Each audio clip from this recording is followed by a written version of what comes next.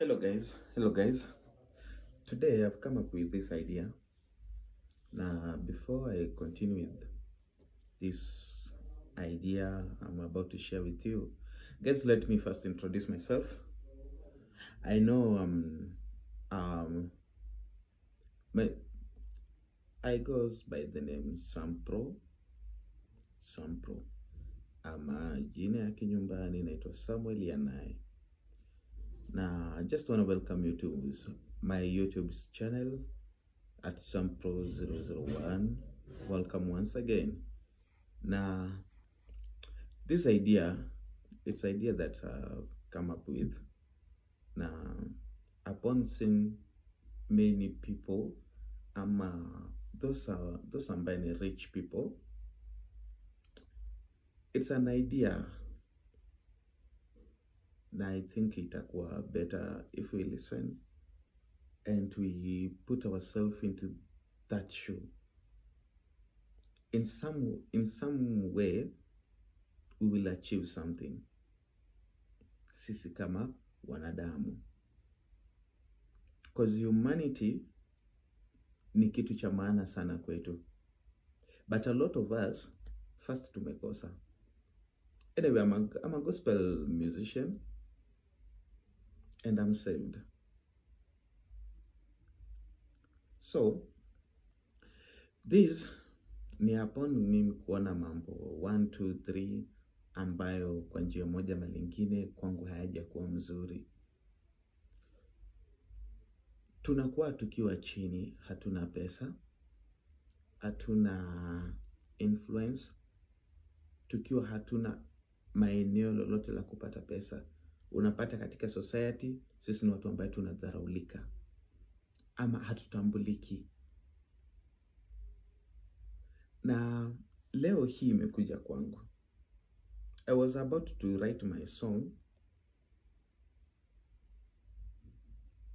The song that imekuja kwa mind ni ya kwamba hata kama umepanda kiwango gani, hata kama Mungu amekuinua kiwango gani, wakati wowote utafanya mistake, wakati wowote utadharau aliye chini, believe you me, pale chini utarudi. Wakati wowote pride itakuongoza, believe you me, utarudi pale chini. We have so many watu wa kuweza kuangalia pale mbele, wale ambao walikuwa pale mbele, ambao waliongozwa na pride. Angalia those people ambao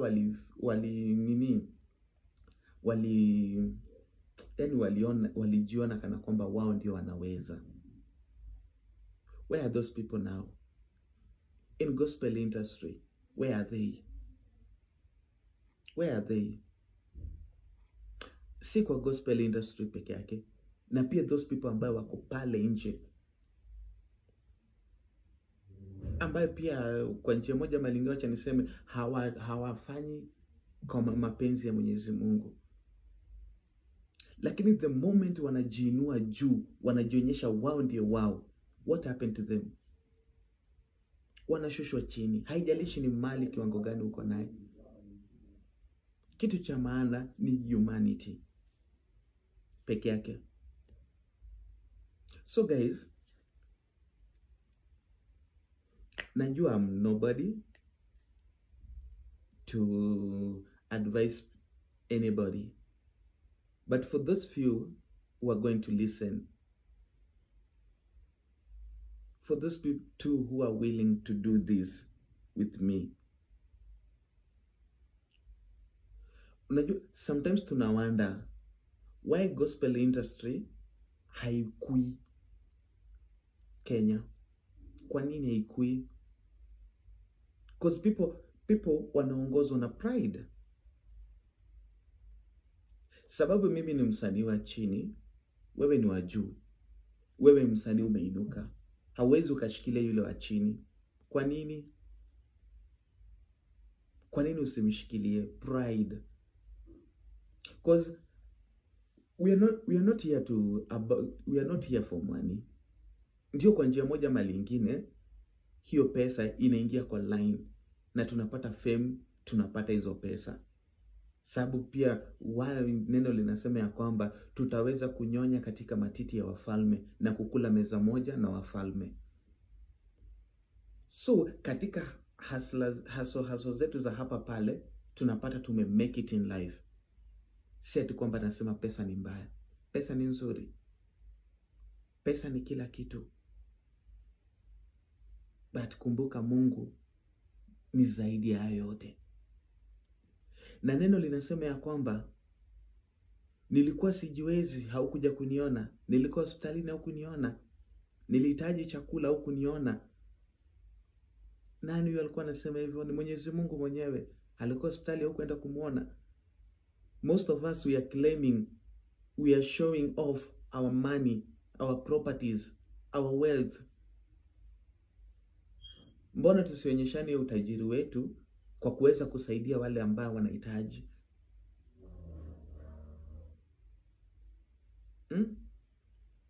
Nchi yetu ya Kenya ni kubwa. Nchi yetu ya Kenya ni kubwa na vile vile dunia ni kubwa. So, tukiwa tumeanza na Kenya, unadhani matajiri wangapi wako Kenya? But they still die kwa cancer. They still died and wanazikwa kama wale maskini vile watazikwa. Ni 6 feet chini kila mtu. Haijalishi uko na pesa kiwango gani, haijalishi uko na influence kiwango gani, lakini njia ni ile ile, ni 6 feet chini. Guys, what I'm trying to say, humanity is the best weapon to survive. Na tukikuwa na hiyo hapa nchi yetu ya Kenya. Kwa nini tusikuwe na kama hiyo hospitali ambaye wana TikToker wanafikiria kuifanya? Hospitali kama hiyo unadhani itasave watu wangapi Kenya? Those are the things ambaye people supposed to do. Washikane, kuungana mkono. TikTokers are the best example. Because those people wanaonyesha umoja, wanaonyesha mapenzi kwa wengine. Ndio unakuta maybe tunahitaji 1 billion, 6 billion hivyo like ya kufanya project kubwa nchi yetu ya Kenya, na kila mtu apate matibabu kwa njia inayofaa, kila mtu apate riziki kwa njia inayofaa. Tunahitaji labda vitu kidogo, muungano tu kwa pamoja. Lakini most of us, pride haiwezi kutupea. Wewe unataka uko na pesa zako, utoke wende overseas, wende ushughulikiwe huko. Yeah, it's true. Utaenda huko utashughulikiwa. Finally utarudishwa Kenya, utarudishwa nchi yako, utarudishwa motherland yako, utarudishwa kijijini mwenyu. Do you think those rich people, they'll be the one to bury you? No. Hawa mahasla hawa chini, these people ambaye hawana any, these people ndio wanachukuaga vijiko, wanakumwagia mchanga, wanahakikisha umezikwa, wanahakikisha rest in peace. These people are chini. It's very hard upate utajiri atanashika hiyo kijiko anang'ang'ana na mchanga kukumwagia. No, hawawezi fanya hivyo. Pesa zao yezi ruhusu wafanye hivyo. The perfect example ya wewe kushikana na those people ambao wako chini, those people ambao hawajiwezi, instead ya kuwanyanyasa, instead ya kuwanyima kazi,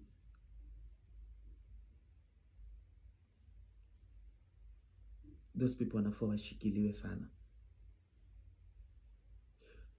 Imekuwa like nchi yetu ya Kenya imekuwa ni connection peke yake. Bila connection hauwezi ukainuliwa. Bila connection huwezi ukapata kazi. Bila connection huwezi ukapata matibabu. Hiyo ndi Kenya imekuwa nchi yetu ya Kenya.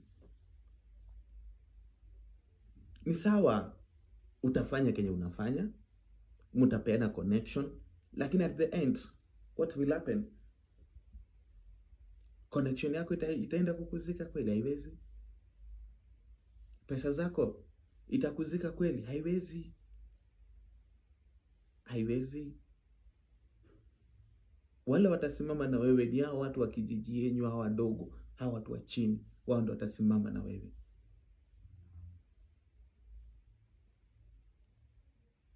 So those people ambaye ni music industry, asa wale ambaye ni wa gospel industry. Gospel industry Kenya ni kubwa. Ni kubwa. Na kama ni kulipa, inalipa. Ni hile tu makatels wamekalia hii industry. So unapata gospel haina kitu. Unapata unachapa injili kwa njia ya muziki, lakini at the end haina return. Sindio? Na tutafanya aje hili at least tuwe na return kwa gospel industry yetu? Those people who are gospel musicians, ministers, those people are supposed kushikana mkono namna hii. Umoja ni nguvu, utengano ni udhaifu. Kumbuka kwenye wimbo wetu wa taifa unasema namna hiyo. Utengano ni udhaifu. Na the moment mumetengana, Kenya hakuna kitu kwa music industry. Hakuna kitu itabaki. Utapata leo ninaimba gospel kidogo, kesho nimeingia secular. Nimeanza kufanya secular. Kwa nini? Sababu naona secular iko na pesa. Nikienda hivyo nichape show, people are appreciating me. Na hivyo ndio unapata wale ambao walitutangulia katika gospel industry walihama kitambo sana. Walihama. Okay, it's okay. Sometimes neno huwa inasema pia not all those people ambao wanasema Bwana Bwana wataingia katika ufalme wa mbingu. No. Wengine ni mbwa mwitu. Hiyo inaeleweka. Wengine wamekuja tu hapo ni show off. Yeah.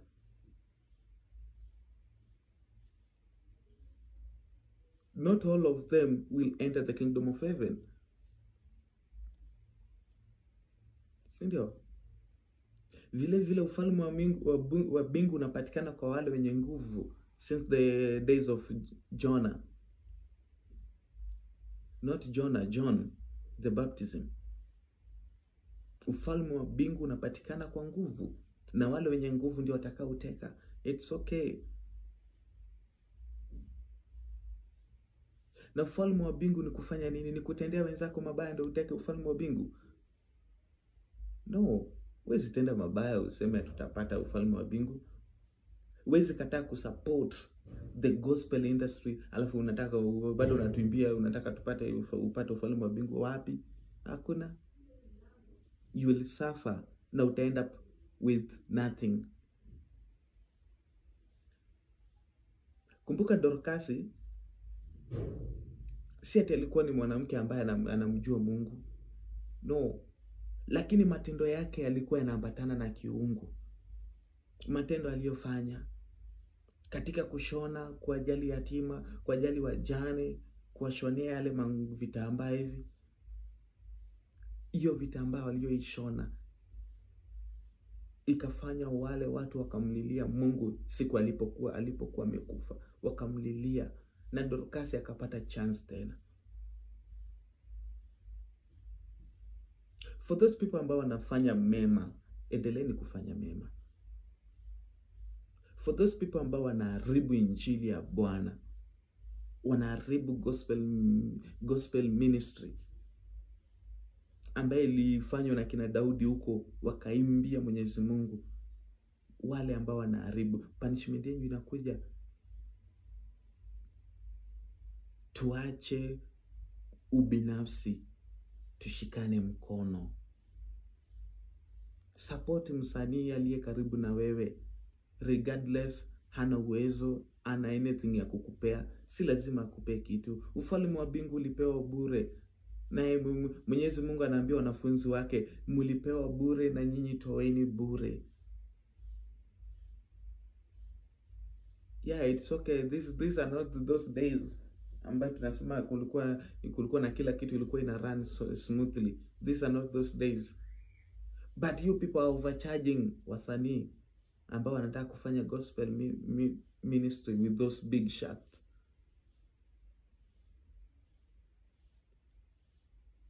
So guys, my humble request, and sijasema haya ili nikosee mtu, no. Sijasema haya ili ni offend yeyote yule, no. Nimeifeel kutoka kwa moyo na nikaona like it's good to share with you guys. Umoja ni nguvu, utengano ni udhaifu. God bless you.